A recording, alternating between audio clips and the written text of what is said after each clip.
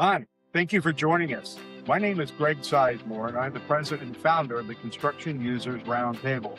The Construction Users Roundtable is an organization that serves primarily the owner community, at least that's the focus, but includes vendors and contractors and subcontractors as well to try to improve the cost effectiveness of our business, getting more construction for the money, doing it more safely, faster, and in an expeditious way. We really have three things we offer those who are members of our organization, and that's resources, perspectives, and our collective experiences. And everything that we do is designed to enable our members and special friends, invitees, to do just that, to share their resources, their perspectives, and their experiences when it comes to project safety, workforce, modernization and pre-assembly. The newest one is AI, more on that in just a moment.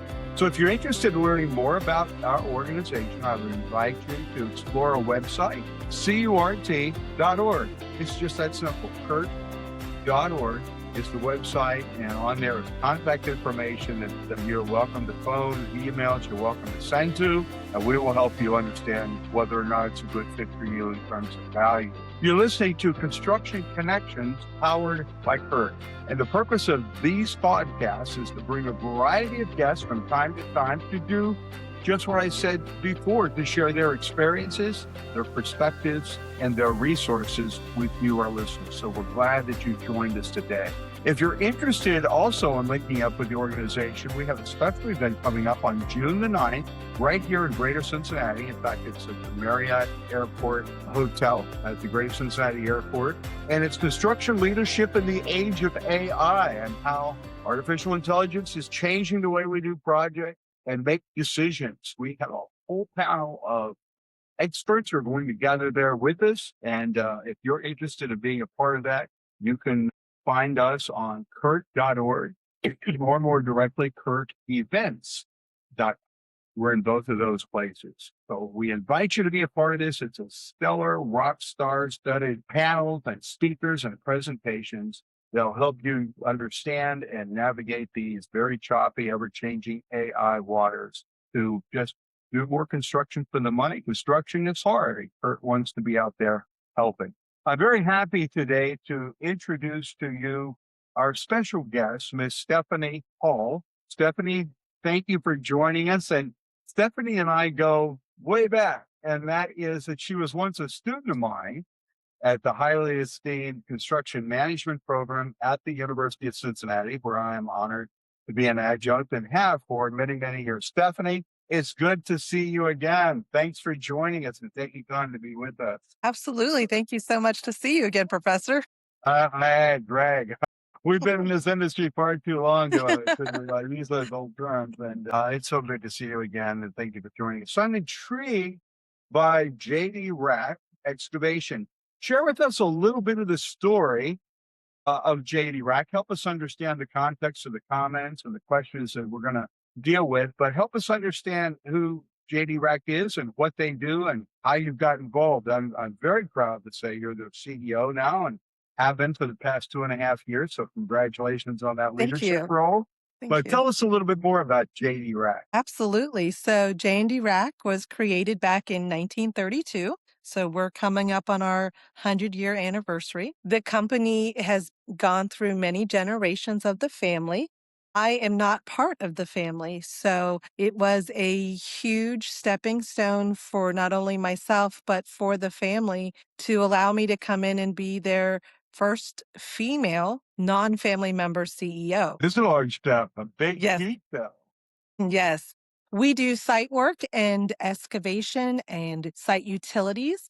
And early last year, we started a small plumbing division. So we are learning to adapt because God is not making more dirt. So eventually I will work my way out of a job. So I need to pivot a little and bring on some additional trades. Wonderful. So you've now spent, Stephanie, more than 2 decades in this industry, recently becoming, as you mentioned, the first female non-family CEO of JD Rack. What leadership lessons did you learn out in the dirt, using your term, out on the job site, that helped prepare you for your role that you're in now? I cannot tell you how invaluable the time on the job site was. I think so many people just assume that you're going to go straight into the office, but you really need the boots on the ground. You need the sun beating down on you. You need to work through the rain. You need to work in the snow, not only for just being a woman, but as I worked alongside the men, I earned their respect. And I learned the number one skill that I gained out of all of that was learning to talk to people with different personalities. If I could talk to the mason this way, it didn't so much work for the steel guy this way. It it was so what a great teaching lesson it was for me that I could talk to Bob over here and I could say, how was dinner with the wife last night? Did you get home in time kind of thing? And then I talked to Steve over here and he's like, nope, I'm here just to erect the steel. And I'm like, okie dokie. Well, the So different kind of approach, it sure is. So getting you feel that the self-awareness, the people relationships, relationship building skills, emotional intelligence, if you will, has helped serve you well in preparation for your role as CEO. How, mhm. and you mentioned one of the things a moment ago, you said we've had to reinvent ourselves as we go along. It's almost a 100-year-old company. What are some of the milestones of the organization, and what are you doing now to preserve the family's legacy, but still try to move the organization forward? What's on the horizon? And what have been some of the milestones in recent history? Well, this transition, so to speak, at the company is fairly new. My business partner, Cody, he is the great grandson of the owner. He happens to be my best friend, and he's what who brought me into the organization. And it took time to earn the trust of the previous owners that I would maintain the name and the hard work and ethic that they created within this company. And so one of the things that we did to pay homage to their tenacity to get us to where we are today is in our lobby, we created this timeline along the wall. And we have pictures of each of the family members as they came into the company, because this company was run with horse and plows to dig trenches when it was first created. Cody's dad and his uncles were working here when they were 10 and 11 after school. So this is all that they've known. When they decided to retire and turn over the company to Cody and I, we thought it would be great to highlight the key aspects that they have done. They were one of the first companies here in Cincinnati to buy an excavator with an engine. So much of it was a pulley system when they first started. So we took the old seat off of the first one that they ever bought, and it sits in our lobby now. It's like an homage to them. And we have this amazing timeline of those that have come through and helped build the company up, thousands of family members that gave their time. So we are trying to preserve that past. But right now, Cody and I are out there pounding the pavement to build the relationships now based on who Cody and I are and strengthen that within the construction industry with the general contractors that we work with. We're no longer the former owners. We are new owners. Cody likes to call us the brand new owners of 100-year-old company. Well, he's pretty right there, of course. Where do you see some of the opportunities for modernization or updating, driving change? What's on the strategic horizon in terms of next? What are you about? So, just like I mentioned before, we have to learn to pivot and Yeah. dip and dive here as we grow the company. One of the things is starting the plumbing division and bringing that forward up. We're starting off small. We've got a master plumber in house, thankfully, and we've got two plumbing journeymen, and we're doing small residential projects, just trying to get our name out there. We are going and presenting to big clients like P&G and the University of Cincinnati and things, because they do have those smaller projects that maybe would be a good niche for us. So we're doing that.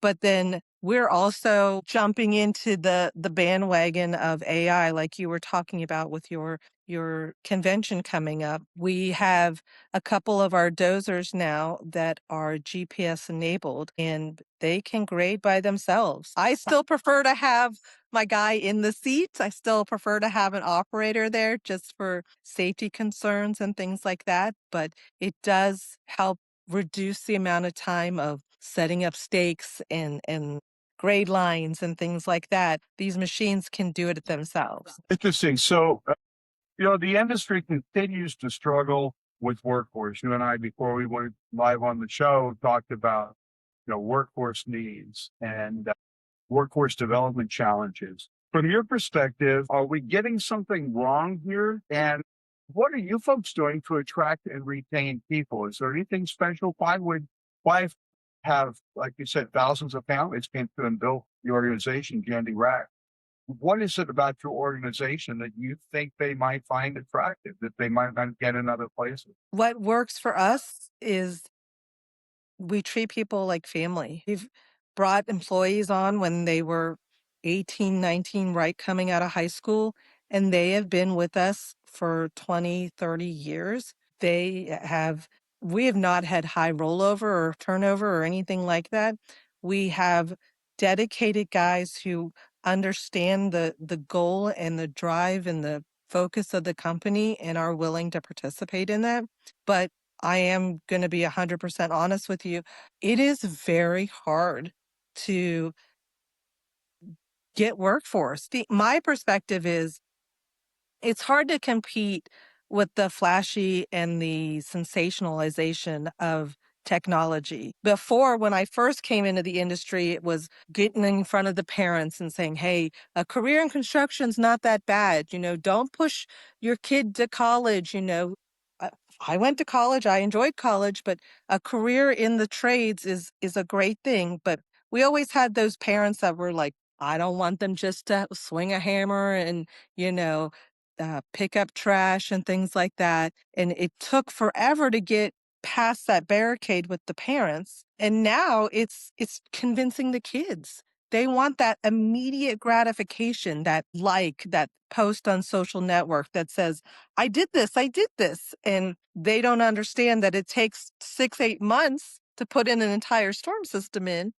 But when it's done, you completed a project and they are all about the here and now. And that's what my thing is. I can't seem to figure out how to make us flashy enough for them to accept coming into working for us. Hopefully, if you could carve out some time to join us at our AI event, maybe you'll learn some tricks and tips for the use of it and come back and tout it. What I'm talking about, if you're just now joining us, is that on June the 9th, right here in Greater Cincinnati, over near the airport, we're having a one-day event, just one day only, so it doesn't take a ton of time, but it's leadership in the age of AI in the construction industry and how to really apply AI and do better projects and what's coming, what's here that we might not even realize is here. So if you're interested, to our listener, Kirk.org will lead you to that event or KurtEvents.com. We'll also give you all you need to know to register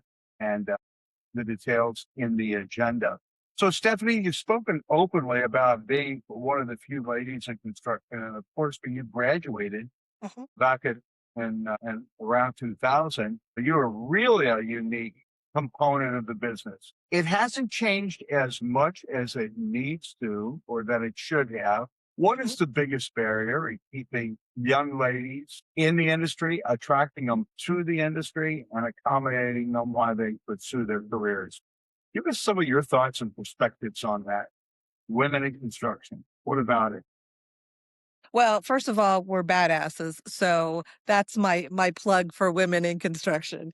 But the one barrier that I noticed when I was coming up through the industry was it was very hard to balance family and work. And like I was telling you before we started, when I graduated in 2000, there were 9 women in the construction management program at UC. And of those 9, only 2 of us remain still in the industry. 7 are still working. They're just in different facets of the workplace. But it was how do they be the mom that they want to be and be on a job site that requires them to be there at 7 in the morning and be there on Saturdays and Sundays when they're in charge of getting dinner ready, getting food on the table, getting the kids to the soccer games. My first um, career in construction, I worked for a company in Florida, and all of us were project engineers at the time. We went in for our reviews, and three of the guys had come out and said, we got promoted to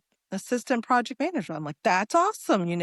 This means good things for me. I'm so excited. I had no idea that no woman had had the position of project manager. So I went in for my review and I got a scathing review because my vice president at the time believed in the fact that I should be at home. And he's like, you're still at the job site in the evening. And I said, yes, sir. That's when I'm trying to catch up on my paperwork. And he's like, who's making dinner for your husband? And I'm like, my husband's making dinner for me, I would be the first one on the job site to unlock the gates and things like that. And he's like, who is making breakfast for your husband? And I was like, he's making his own breakfast. So I did not get promoted that round because I spent too much time in my career. Isn't that Needless to say, unthinkable today? Yeah, it is. yes, yes. So needless to say, I switched careers or companies. Which company? For sure. But nowadays, the women are faced with the old school hazing, right? When I was on a job site, you get hazed. You have to have a thick skin. It doesn't matter if you're a man or a woman. You have to have a thick skin. We're a special breed out there. So much now that women are not accepting of the hazing, rightfully so, and they know that they can be successful somewhere else. So I literally just went to a leadership conference for women in construction, and these women were talking about the fact that they're leaving the industry because they can go be an accounts manager or an HR director or anything like that for a law firm, for a bakery, for a doctor's office, and make more money than what they're doing in the industry and not have to deal with, I'm the only woman there. I don't have any comrades to talk with and consort with. I don't like the way the men talk to me. And we're doing a disservice to these smart, intelligent, outgoing women that can do so much for our industry. No disrespect to men. I love men. I think they're great. But I really do think that having an organized woman as an equal partner helps a company thrive. It brings a fresh perspective to the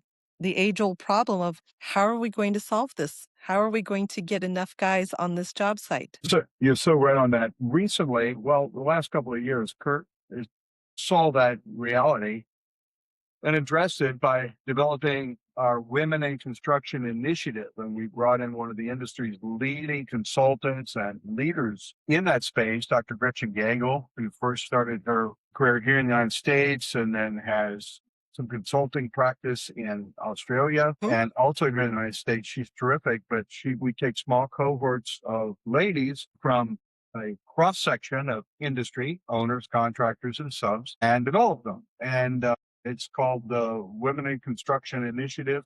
If you want to know more about it, Kurt.org, you can probably find it there, or you can also call the office and we'll help you learn more about that. One of the things that I find rather disturbing is that several years ago, the estimates were between 11 and 14% of women participation in the industry.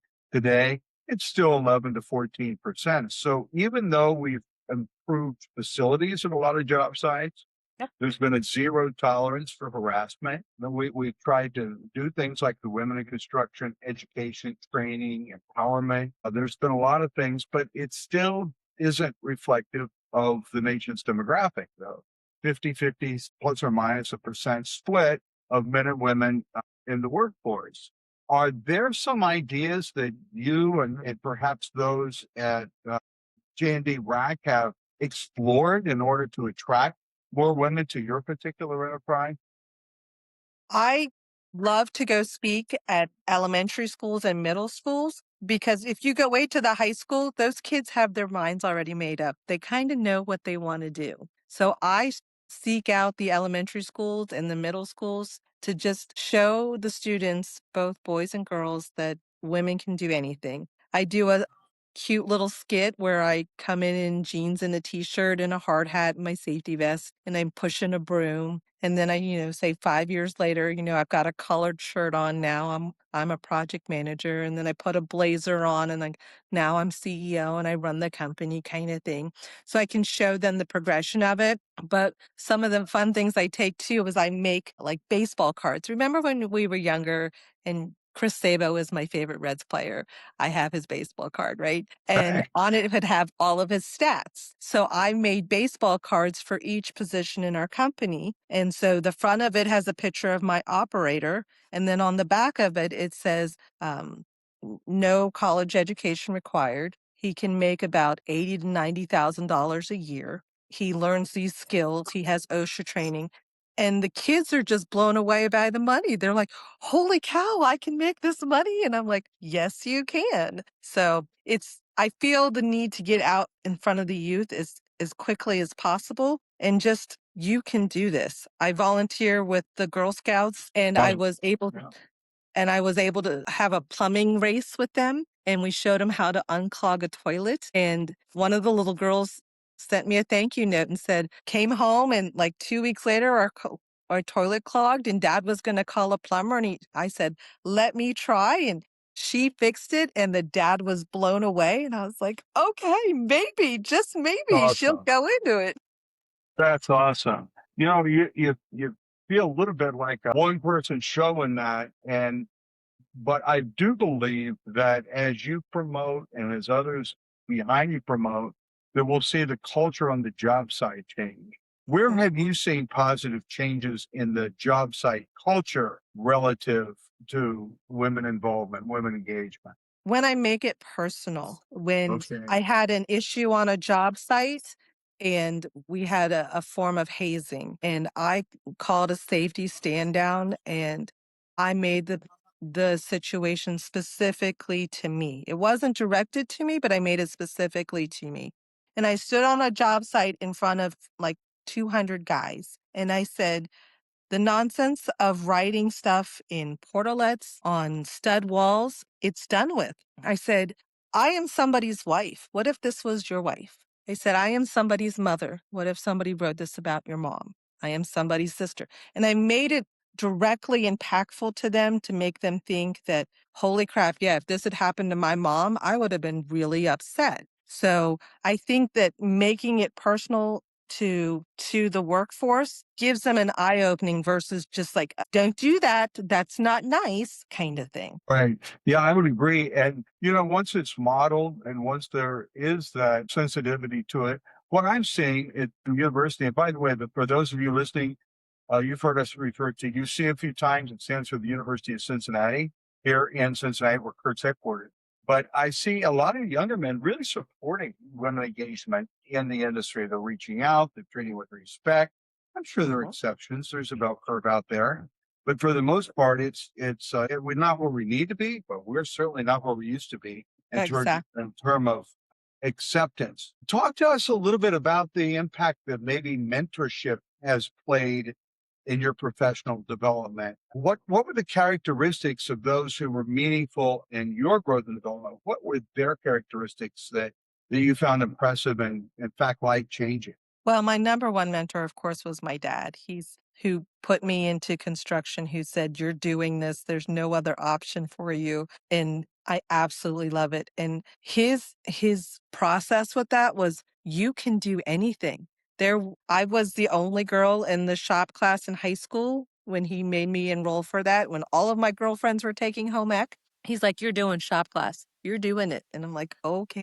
He got me into the University of Cincinnati, and I'm like, Dad, there's no girls. He's like, you can handle this. You can do it. So I always loved having the cheerleaders behind me as my mentors. And then now it's different because now I've got a mentee, and the processes that I had as a mentee are different. I had the cheerleaders, and now my mentee, we come up with strategies so that she can be more involved in the industry. We go to networking events together versus like, here's an event, go to this. We meet in the parking lot up beforehand. I kind of give her like, what's going to happen. You're going to run into so and so, so and so, so and so.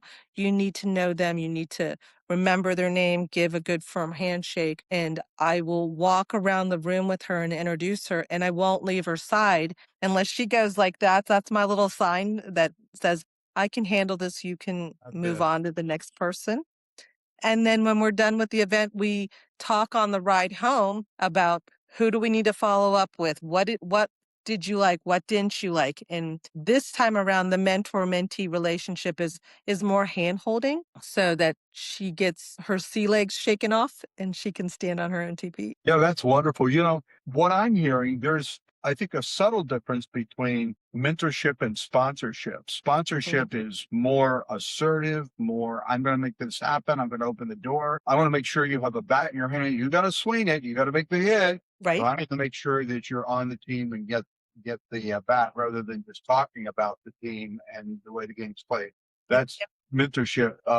You're a true sponsor. And so that is really what it takes. And if we would all just, if every person out there would just strive for five, then I think you'd see a major difference in our industry when it comes to sponsorship of Mhm. not only females, but any young adult in the Yes. business. We are seeing shortages at all levels, from the professional level. We're talking before the show about that, even down to the craft level and our trade partner levels. It's pervasive. And I think technology is going to begin to address some of that. But at Mhm. the end of the day, it's a people business, and we need people, training people, and people who are committed to the industry. Let's talk a little bit about excavation and site development. Those, as you well know, are foundational to project success, and yet, you know, how do you sell that? What do owners and your general contractors need to know about your value proposition that perhaps they miss or they overlook or they don't stop to think about? So I think the general contractors and owners have a decent understanding of site work. I think they know enough to be dangerous. I think what probably frustrates them the most is the unforeseens, right? I find buried treasure. I find soft soils. I find that the geotech boring report, even though the boring was taken over here, 10 feet away, is a totally different analysis of the soil. So it takes the time to educate the owners and the general contractors of what that cost and what the implication to the schedule is. And I think it just frustrates them when they realize that they've got to dip into their contingency right out of the gate, where they were hoping to maybe use the contingency on changing the paint finish or, adding additional landscaping. So I do my best to be understanding of that. And thankfully, my background with being in general construction before coming here allows me to kind of get a little foresight into what those owners are going through. So it does take a lot, and I could talk about excavation for hours, but when I, see my owners and GC's eyes kind of glaze over, I know my time is up. I can go on to something else. Exactly. Yep. What organizations help support your personal, professional, and yet your company's development? If there's a company out there similar to J&D, what kind of organizations do they belong to, and what kind of experience do they get from those? So here in Cincinnati, I am heavily involved in Spirit of Construction. That is a huge organization here that brings together everybody, not only general contractors and subcontractors, but it brings in the vendors, the people that you need to talk to for insurance and bonding and things like that. It brings in the owners, the developers. It's a huge network that thankfully is based right here in Cincinnati that a lot of us are part of. And then, of course, we have Allied Construction Industries and then the Associated Builders and Contractors. So those cover our union and non-union facilities here in Cincinnati. And all three organizations are just an untapped well of knowledge and tools for furthering your company that not a lot of people take advantage of, but are there. That's right. My first job right out of school years ago was being director of labor relations at HCI. Hmm? And it was a wonderful organization then, and it continues in its under its current leadership. It's just a terrific organization. So for our listeners, if you're in the greater Cincinnati area, those organizations, ACI, ABC, and of course Spirit of Construction, as they celebrate groundbreaking, I guess, missionaries almost each Yes. year at the Spirit of Construction Gala. All terrific, terrific, terrific. You mentioned that a lot of the young people are looking for the new shiny bright thing, technology of some sort. And of course, it's changing our business rapidly from AI to machine control, project data analysis. Where are you seeing operational value? Let me think about this question in modernization using technology. So to take the technology pale, how do you feel that's being used, Stephanie, in current operations projects and companies? So I did mention that at the beginning, we do have bulldozers that are equipped with GPS and can grade on their own. I do still prefer to have the operator in the seat just for safety concerns. But the fact that there are people out there inventing ways to have machines grade large job sites without having the need for someone in the seat is amazing. But there's also the aspect of the chat GBTs, those other technology systems that are helping on the operations side of it. I can't tell you how many times I am putting together proposals and I'll run it through chat GBT to make sure that it's professional sounding, that I didn't use grammar incorrectly and things like that. It helps with our marketing department when they put together social media posts. It helps with our HR department when we are putting in a new section into our employee handbook. Like, you have to embrace technology and you have to make it part of your company growth. Otherwise, you're going to be left behind in the dust. A heavy statement right there. You're exactly right. I want to interject to our listening audience that Kurt's new initiative into this area of AI has resulted in something called the Kurt Solutions Portal, or CSP, powered by Commodore. And the CSP has taken everything Kurt has ever done in our knowledge base, every presentation, every PowerPoint, every white paper, every benchmarking survey, everything, including panel discussions, every conference presentation. Well, I think 30,000 different elements about it now, Greg, isn't that right? And we've put them into the Kurt Solutions Portal so you can ask it anything at any time, and it will bring up real life information instantaneously from the Kurt body of knowledge, form an answer to your question, cite where the study is, cite the relating OSHA regulation if it's a safety related question. It's just phenomenal. We're so excited about the Kurt Solutions Portal, which again is available for free for the use of anyone in our member organizations that want to access the Kurt body of knowledge in a 24/7 way. Think of it as a consultant in your pocket, and it augments. We also are trying to change the narrative a little bit and thinking of it not artificial intelligence, but augmented intelligence. I Mhm. still think we need in the construction industry to keep the human element there. Maybe time will prove me wrong, but it seems to me that, as you've indicated, Stephanie, whether it's somebody in the machinery for safety purposes or just to have the human experience in it. But we're thinking of it in terms of augmented intelligence to allow the user to be a more well-informed decision maker to make better decisions faster and with greater degree of reliability. So if you want to learn more about the Kurt Solutions Portal, again, reach out to anybody at our Kurt office. Explore the website, kurt.org, and that'll lead you to some resources that'll help you get at least a presentation on CSP, as it's called for short, and what it might be able to do for you and your organization. So as we begin to wind down here a little bit, if you were speaking directly to women considering a career in construction, what would you tell them about the opportunities and realities of the industry today and tomorrow, Stephanie, as you see them from your seat? I'm going to tell them it's going to be hard. There are going to be days that you doubt yourself. There are going to be days that suck, but the reward is so worth it. Just imagine the amount of pride you have when you get to drive by and say, I built that. I built that. Excuse me, unfathomable, the sense of pride and joy you get from it. And you have to climb the ladder. You don't ever think you're coming into this industry and that you're going to stay at one place. You're going to climb the ladder. There are going to be people pushing you up the ladder. There are going to be people pulling you up the ladder because you're going to replace somebody and you're going to have a new and fresh idea that propels that company into the future. I say go for it. Don't back down. If you need a mentor, I'm here. I'll help you climb the There you ladder. go. That's a generous offer.